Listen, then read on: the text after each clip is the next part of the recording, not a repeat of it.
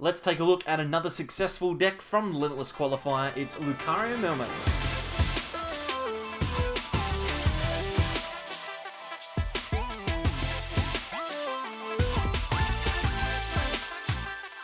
Welcome back everyone to more from the Sableyes. I'm Mitch and today we are back looking at more Limitless Qualifier decks. This is another deck that saw a little bit of success on day 2. It is Lucario Melmetal, and along with all those other metal attackers that we can use, specifically Zacian, this deck actually has quite a lot of potential. Going the other direction from a ADP Zacian variant where they're trying to do more damage, this one is reducing it, so we'll take a look at the list and see exactly how it works. So obviously, if we're playing LucaMetal, we need to take a look at the card. LucaMetal, here it is, 260 HP Tag Team GX, Metal type, with a few interesting attacks. The first one that I want to mention is the most important. It is full Metal Wall GX, which we can attack for a single colorless energy. If we do that, then we reduce the amount of damage that our metal Pokemon take by 30 for the rest of the game. And if we have an extra energy on top of that, we can also discard all of our opponent's active Pokemon's energy. Now this is really good, especially in the current meta where lots of decks are relying on manual attachment to power up Pokemon. ADP requires manual attachments, Dragapult VMAX requires manual attachments. All sorts of stuff can be really hindered by this GX attack. So not only are you going to reduce the amount of damage that you'll be taking, but you'll also slow your opponent down, which is one of the most important things. Now, LucaMetal is a semi-reliable attacker. We're probably not going to be using it for anything other than full Metal Wall GX. We want to use Zacian instead. But it does have 2 attacks that could potentially be useful. First one is Steel Fist for 2 colorless energy, does 50 and accelerates an energy from the discard pile, from the deck to this Pokemon, not the discard pile. And we also have Heavy Impact for 150, so you could potentially use this card to half hit some of those Tag Team GXs floating around. You're not going to be able to take knockouts in 2 hits on a VMAX, unfortunately, but you could use this in combination with Zacian in order to take those knockouts. Our main attacker obviously is Zacian. This card is so good, it's useful in almost every deck. Brave Blade, 230 damage is going to be the way to go, and it's going to be reducing 30 damage because it is metal typed as well. So if we can get it in combination with LucaMetal, the GX attack will hopefully keep our Zacians around for longer. Now, obviously, there are a ton of other cards to talk about. We won't walk through them all, but we've got a Jirachi engine, a Dedenne line. We also use 1 copy of Eldegoss in this list. It's a card that people were talking about being very, very big in the lead up to Rebel Clash, but hasn't seen a huge amount of play, so there is that as well. And also, the deck that we've taken from Limitless had 1 copy of Tapu Fini in it. I think it's really, really interesting because you would think that this deck would have a terrible matchup against Baby Blacephalon, but in reality, because of Tapu Fini, you could theoretically get yourself a couple of easy prizes, force your opponent to work hard to get the other ones, and you might just be able to win that matchup. So Tapu Fini, definitely a cool inclusion, nature wave, the attack we're going to use here, because if we have any opponent's Ultra Beasts in play, we'll be able to attack for 100, so that's pretty solid. Items, there's not a huge amount of interesting stuff going on here. Obviously, Metal Saucer will be used to power up our Pokemon on the bench, but there is a heavy emphasis on Crushing Hammer in this list. We're trying to reduce the amount of times that our opponents attack, and when they do attack, we want to stop them from doing damage. So Crushing Hammer will remove a ton of energy for us throughout the game. On balance, if we play 4 Crushing Hammer, we'll get rid of at least 2, and then we've also got LucaMetal to get rid of some as well, and that can be incredibly frustrating if we're facing against that, so we don't want to lose those energies. Crushing Hammer will help us out. We also have a sneaky copy of Chaotic Swell. If we can get this into play in front of decks like PikaRom before they play down Thunder Mountain, then we can really hinder them as well. We don't want them to be able to use their stadiums as consistently as we would want to use them ourselves. The rest of the deck, again, supporters, big one for us is Mallow Lana. We want to heal our damage off if we can. The last thing we want is our opponent getting to stick their damage. We don't want to give them 2 hits, 3 hits is the way to go. And since we are reducing damage because of LucaMetal, even things like a Zacian can potentially be 3 hit after a Mallow Lana, especially when you're using one of 3 Metal Frying Pan, which not only reduces the damage taken by an extra 30, but also removes weakness from Metal type Pokemon. So we can attach this to a Zacian. After we've used our GX attack, we have 220 plus 30 is 250, plus 30 again is 280, so we're going to be reducing damage by an extra 60, which is going to be really, really good. We've got an effective 280 HP, we don't have weakness, and with Mallow Lana we can potentially heal some of that off. So definitely a really, really cool list. I'm excited to test it out. It's always interesting going the more tanky and defensive route, so we'll see if this one has what it takes on the ladder. Alright, so let's see if we can get ourselves a game. I'm a bit concerned about the fact that I saw fire on that pre-game screen, whatever it is, but it should be okay. We should be alright. Maybe Baby Blacephalon, which would be a bit of a concern, but it could just be Ability Zard or Firebox or whatever we want to call it now. This guy's taking a long time to flip a coin. Alright, cool, we won the coin flip. Excellent. We'll go first, we'll get an extra attachment on early, and we've started Zacian. Well, look at that, we've got a full house here. Double Hammer, double Marnie, double Saucer. Okay. Alright, this is going to be fun. I mean, it'll be bad if our opponent's behind Baby Blacephalon and then just knocks out our Zacian next turn. But that's alright. We'll be fine. We'll be fine. It's going to be fine. I'm not concerned. Our opponent's taking a long time to click done here. This is very annoying, but that's okay. We'll hopefully get a game, and we can get started. This is, anyway, how are you guys going? You going alright? I'll take a couple of seconds here. Okay, there's nothing for our opponent in the active at the moment, but we've got nothing in our hand, so we'll just Intrepid Sword. And hopefully it's all too much to get a Baby Blacephalon into the active, because it looks like that's what we're playing against. So this one could be over very quickly. We'll wait and see. But on the plus side, they do need to get this Cramoran out of the active, and Baby Blacephalon does kind of rely on Jirachi to be able to find Welder. I should just keep my mouth closed. 2 energy onto a Baby Blacephalon. All that they need is a switch, an attachment, and 3 energy. Now that's a tough ask, but a switch, an attachment, and 3 energy in hand is just a switch and a fiery flint, so we very easily could lose this Zacian here. I mean, it doesn't look like it. Our opponent is taking a while here to get going. They've got an attachment onto the Chromite. Okay, so we survive. We survive. This is perfect. They're going to beak catch, which means that our Marnie is going to be even more effective, and we can potentially use Crushing Hammer to discard an energy, maybe off of the active, maybe off of the Blacephalon, depends on how we're feeling. They're going to grab 2 cards with beak catch out of the deck, and that's all fine with me. We got the Frying Pan. We can put the Crushing Hammer. Wow, look at this. We get heads. We'll get rid of 1 on the Blacephalon. We'll go for the second. I was trying to get rid of all the ones on the Blacephalon there. That's okay. We will just Marnie. We'll shuffle our hand to the bottom of the deck, and look at this. This is a considerably better hand to have.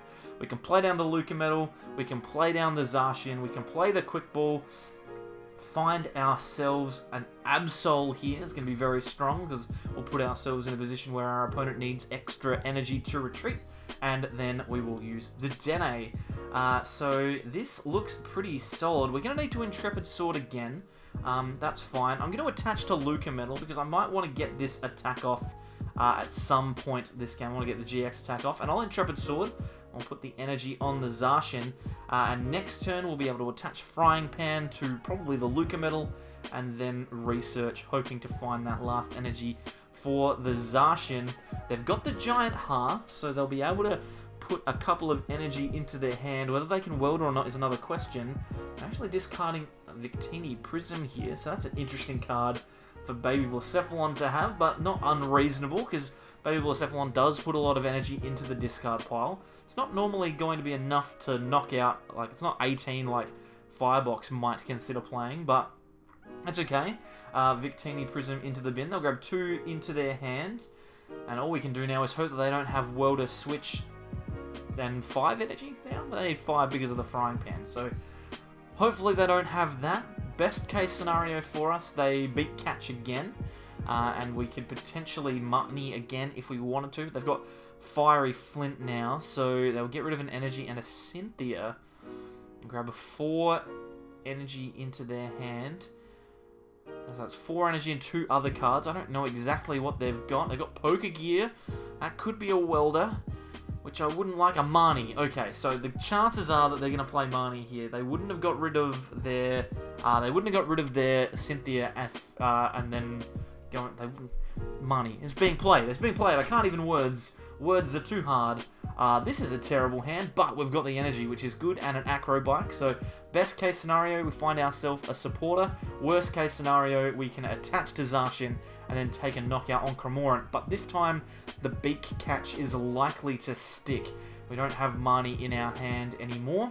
So unless we get incredibly lucky, top deck or off of the bike, it's unlikely that we're going to be able to reduce their hand. Now we're going to discard again from the Blacephalon. We'll acro bike, we'll see what we get. Metal Saucer, Metal Energy. That's actually really good because we can use the Saucer straight away to power up our, probably our LucaMetal. It's a bit of a disappointment though that we lost those pans to the bottom of the deck, but that's okay. We will just Metal Saucer. We'll put an energy onto that Zacian on the bench to prepare it. I don't need to use the LucaMetal in hindsight because there's barely any energy on the field. We'll just take 2 prizes on this Cramorant, and hopefully we manage to find a supporter off of the prizes. We did, but it's not the right one. Mallow Lana is not the one we were looking for. But we've got double switch, so maybe Mallow Lana, if we get hit for maybe 3 energy or something like that, maybe they choose to half hit us with Baby Blacephalon, we might be able to sneak a Mallow Lana out. We do have the switch, at least. Sorry, I'm just trying to hold back a sneeze here. Yeah. We've got Mallow Lana to switch, and then 2 switches in hand anyway. So if they don't get the knockout, then we should be alright, but they seem to be gearing up here for the knockout, and you'd think that they'd set themselves up to do it, considering they had access to that beak catch last turn. We got Fire Crystal and Fiery Flint, so no doubt we'll see a Welder here, and we will obviously see a Baby Blacephalon taking a knockout. But for us, a positive is that our opponent doesn't have anything on the bench. They've now got a Vulpix. They're going to choose to take the knockout. They're going to do exactly 220, discarding 5 from their hand. And now we're in a bit of an awkward spot where we have a couple of things that we could do. We're at the moment kind of gearing up for the LucaMetal play. I think we can Metal... Ooh, a Jirachi. That's a good top deck. Okay, so we'll switch into Jirachi. If we can find ourselves a supporter here... No, we can't. But we do have another Metal Saucer. Okay, so... we're in a weird spot. We can either Metal Saucer onto the LucaMetal and then GX, or we can double Saucer onto Zacian and try and take a knockout. If we take a knockout, it's going to be real awkward for our opponent because they've already used 6 energy and 2 welders, so they've not got a huge amount of resources left. I'm thinking that if we just Saucer onto this Zacian, we can take a knockout, get a prize, maybe find a supporter. And worst case scenario, if they do knock the Zacian out, we can go into LucaMetal and then try and GX. I think this is going to be fine.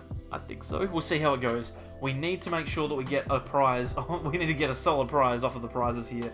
And we just burnt 2 switches as well. Oranguru could work. That could be good enough. And we do have the benefit of our opponent needing to find a lot this turn. They need to find switch, a bunch of energy, and 6 energy from the Blacephalon, and a welder as well. So we are in a pretty solid spot. They've got the 9 tails, but I think the thing that they want to gust is in the active. So they're going to PikaRom away Cinderace VMAX. Okay, so this is a very interesting Baby Blacephalon list. And they've got the Cinderace V. This could be bad.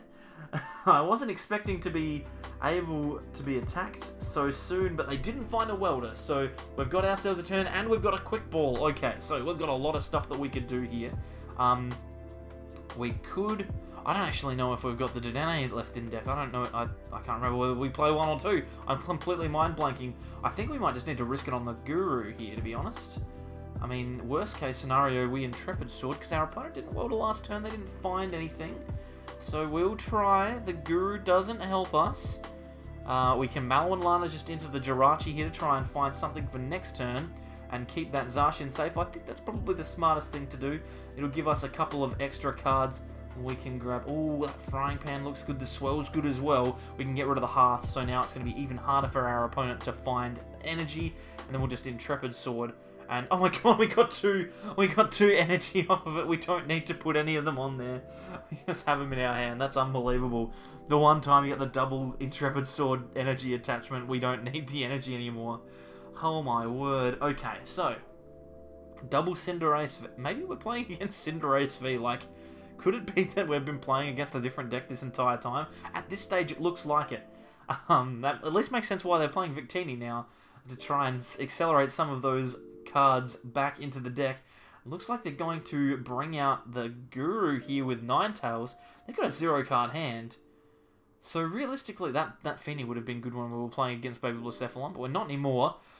Realistically, it doesn't really matter here if we do get anything off of this Guru or not. We can just attach the Frying Pan to... No, I don't think we just... Our opponent's got nothing. We'll just Intrepid Sword. We don't need to commit an attachment now. And we've got ourselves the Research as well. Our opponent surely can't do anything from here. They cannot possibly have top-decked a supporter. Ha! Marnie on the top. Okay, well, hey, we got a Frying Pan, and we got a Research, and an Energy, so we've got some stuff.